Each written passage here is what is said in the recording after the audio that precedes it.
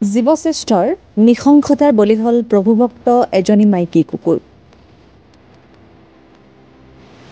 মাত্ৰ দুদিন পূৰ্বে কুকুৰজনীয়ে জন্ম দিছিল ৫টাকৈ কুকুৰ পোৱালি। ব্ৰইলাৰ খোৱাৰ অপৰাধত কুকুৰজনীক নৃশংসভাৱে মৰিয়াই হত্যা। এই ঘটনা সংঘটিত হৈছে পুৰণি গুদাম নিকিৰহাট হাতীগাঁৱত। ব্ৰইলাৰ ফাৰ্মত সোমাই ব্ৰইলাৰ খোৱাৰ অপৰাধতে কুকুৰজনীক নৃশংসভাৱে মৰিয়াই হত্যা কৰিলে স্থানীয় দিব্যজ্যোতি শইকীয়া ওৰফে দাদুল নামৰ এজন যুৱকে। মাতৃক বিচাৰি ব্যাকুল হৈ পৰিছে পোৱালিকেইটা। এই হৃদয় বিদাৰক ঘটনা দেখিলে হয়তো সকলোৰে চকুৰ পানী আহিব। এই ঘটনা সংঘটিত হোৱাৰ পাছতে স্থানীয় মহিলাসকলে ন্যায় বিচাৰি ওলাই আহিল মৃত কুকুৰজনীৰ কাষলৈ। পোৱালিকেইটাই মাকক বিচাৰি ব্যাকুল হোৱাৰ দৃশ্য দেখি কান্দি কান্দি ব্যাকুল হৈ পৰিল আই মাতৃসকল। মাতৃত্বৰ বেদনা উপলব্ধি কৰা মহিলাসকলে ন্যায় বিচাৰি পুৰণি গুদাম আৰক্ষীৰ কাষ চাপিছে।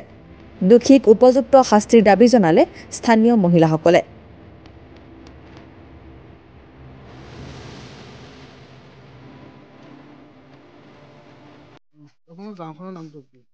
আমাৰ গাঁওখনৰ নাম নিকিৰহাট হাতীগাঁও, কলিতা চুক এইটো। গতিকে মই কওঁ কি, কুকুৰ দুটাই আছিলে আমাৰ চুবুৰীটোত, আজি এটা সেয়া মৰিলে। আৰু এটা কুকুৰ আছে আমাৰ ঘৰতো থাকে, লোকৰ ঘৰতো থাকে, এনেকৈ কুকুৰজনীৰ লগতো থাকে, ৰখি বান্ধি দুইটাই একেলগে থাকে। কিন্তু কুকুৰকেইটা মোৰ এটাই বেয়া লাগে, সিহঁতলৈ মানে মৰম লাগে কি, সিহঁতে খুব প্ৰভু ভক্ত, খুব প্ৰভু ভক্ত। দুইটাই সন্ধ্যা হ'লে নামঘৰলৈ যায়, আমাৰ দেউতাকৰ লগত সেৱা কৰেগৈ নামঘৰত গৈ। আকৌ সময় বুজি পায়, ৰাতিপুৱা আৰু সন্ধ্যা টাইমত সদায় সিহঁতে সেৱা কৰিবগৈ মানে। আৰু মানুহটো নগ'লে মানে উৎপাত লগাই থাকিব মানে সময়টোত যাবলৈ। তাৰপিছত দ্বিতীয়তে কি, সেই কুকুৰকেইটাই মানে একাদশী আউসী পূৰ্ণিমা এইবিলাকত ভাত নাখায়, কোনো প্ৰকাৰে বিস্কুট এটাও আমি খুৱাব নোৱাৰোঁ। তেনেকুৱা ধাৰ্মিক কুকুৰ, সেইটো কাৰণে মৰাৰ কাৰণে আজি বেছি বেয়া লাগিছে। এতিয়া কোনে মাৰিলে গম পাইছে আৰু আপোনালোকে। নামটো এতিয়া দাদুল শইকীয়া বুলি শুনিছোঁ আৰু। ব্ৰইলাৰ খোৱাৰ কাৰণে মাৰিছে বুলি শুনিছোঁ আৰু। তেনেকৈ বুলি শুনিছোঁ আৰু। সেইটো এতিয়া আইনৰ বিৰোধী কাম, যিমানেই নহওক জীৱ হত্যা কৰিছে। আৰু বিশেষকৈ এটা কথা, পোৱালি আছে 5টা।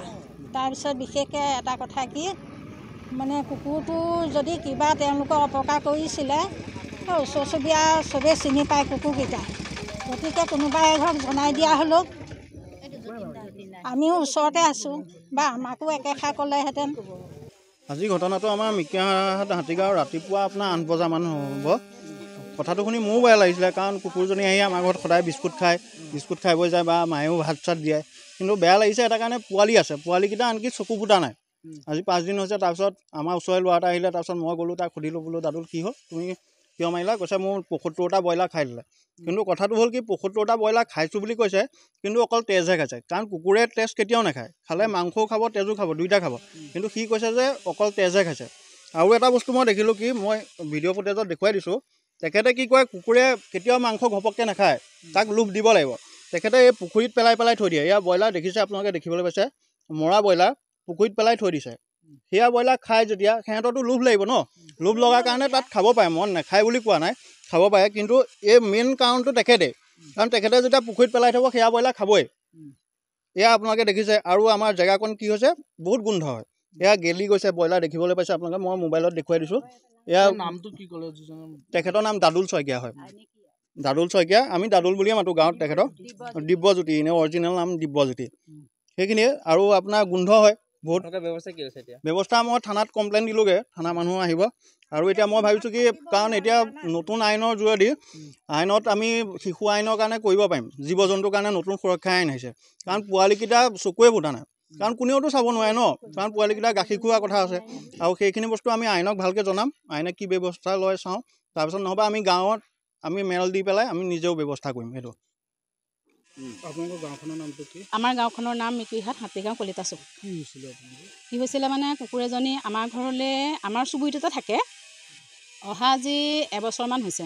তাই মানে সৰুতে আহিছে, এইবাৰ তাই পোৱালি দিছে, প্ৰথম পোৱালি, বেছি বয়সৰ কুকুৰ নহয়। তাৰপিছত তাই মানে কি আমাৰ সেই চুবুৰীটোৰ লগতে আমাৰ গোটেই গাঁওখনৰ মানুহখিনিকে সুৰক্ষা কৰে আৰু কুকুৰজনীক আমি খুব মৰম কৰোঁ কাৰণটো হৈছে আমাৰ গাঁৱত কুকুৰ খুব কম মাত্ৰ 2টা কুকুৰ আছে আৰু কুকুৰ চুকুৰ লাগে আজি চোৰ ডকাইতৰ ইমান সমস্যা সেইকাৰণে কুকুৰজনী আমাক বহুত মানে ছেফটি দিয়ে আৰু তাইক আমি বহুত মৰমো কৰোঁ সৰুৰে পৰা তাইক আমি ক'লৈকো যাবলৈ নিদিলোঁ যেতিয়া আমাৰ চুকটোলৈ আহিল তেতিয়া আমি তাইক খুব মানে মৰমে ৰাখিছোঁ চবেই খুৱাওঁ বোৱাওঁ চুবুৰীটোত মিলি তাৰপিছত কুকুৰজনী মানে ইমানেই ভাল তাই যিমানে ডাঙৰ হৈছে গাঁৱত যদি কাৰোবাৰ মানে কুকুৰে যদি বেলেগ কুকুৰ আহি যদি মানে ছাগলী তাগলী ধৰেহি আমাৰ ঘৰত থকা যিজনী কুকুৰ আছে আমাৰ চুবুৰীটোত সেই কুকুৰজনীয়ে কিন্তু কাৰো একো অনিষ্ট নকৰে না ছাগলী ধৰে না গৰু পোৱালি ধৰে মুৰ্গী হাঁহ কোনোবা যদি বেছিকৈ জোৰ দি গুচি যায় কুকুৰজনী অথচ ভয়হে কৰে তাই দৌৰিহে আহে তাই কিন্তু কেতিয়াও কাৰো পকৰত দৌৰি আজিলৈকে কাৰো অনিষ্ট কৰিছে বুলি আমি ক'ব নোৱাৰিম ওচৰ চুবুৰীয়া সকলোকে সুধিব পাৰে আপোনালোকে চবেই ক'ব কুকুৰজনীয়ে কাৰো একো ক্ষতি কৰা নাইকিয়া আমি দেখালৈকে আজি কি হ'ল মানে তাই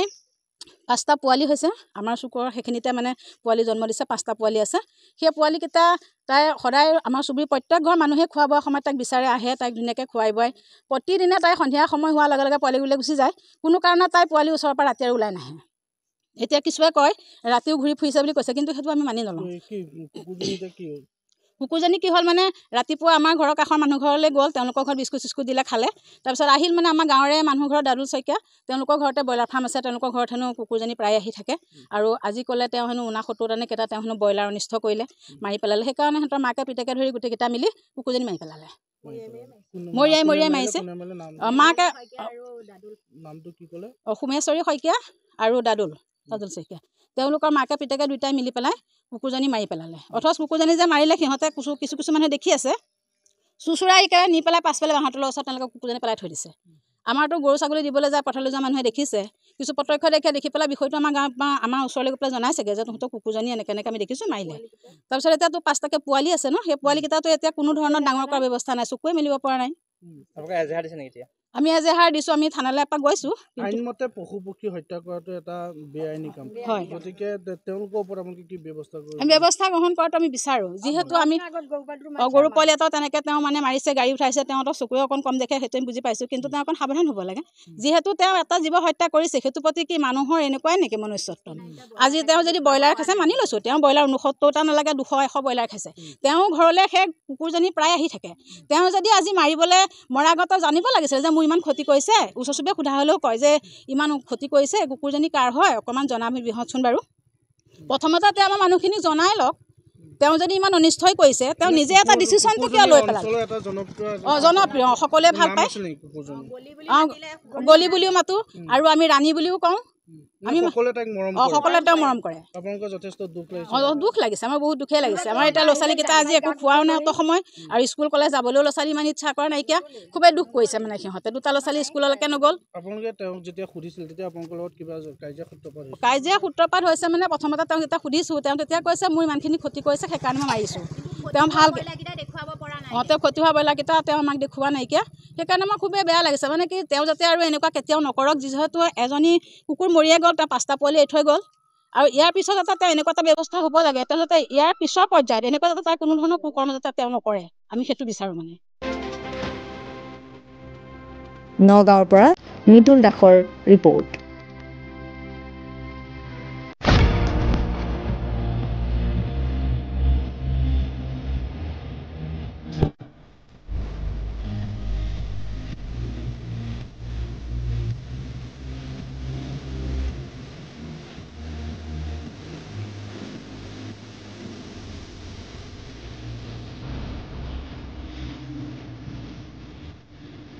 আপোনাকো প্ৰয়োজন হৈ আছিল নেকি ফাৰ্নিচাৰ যিকোনো ধৰণৰ ফাৰ্নিচাৰেৰে ভৰপূৰ মোহিনী ফাৰ্নিচাৰ্ছ এণ্ড হোম ডেকাৰ য'ত আছে ইনষ্টলমেণ্টৰ সুবিধা লগতে পাব আকৰ্ষণীয় offer sofa dining table bed mattress wallpaper office furniture painting and home automation modular kitchen interior ডিজাইনকে ধৰি সকলোখিনি উপলব্ধ গতিকে দেৰি কিহৰ আজিয়ে যোগাযোগ কৰক 9678538081 অথবা 9085595514 নম্বৰত ঠিকনা VIP road magazine opposite royal palace বিভাগ ভৱন গুৱাহাটী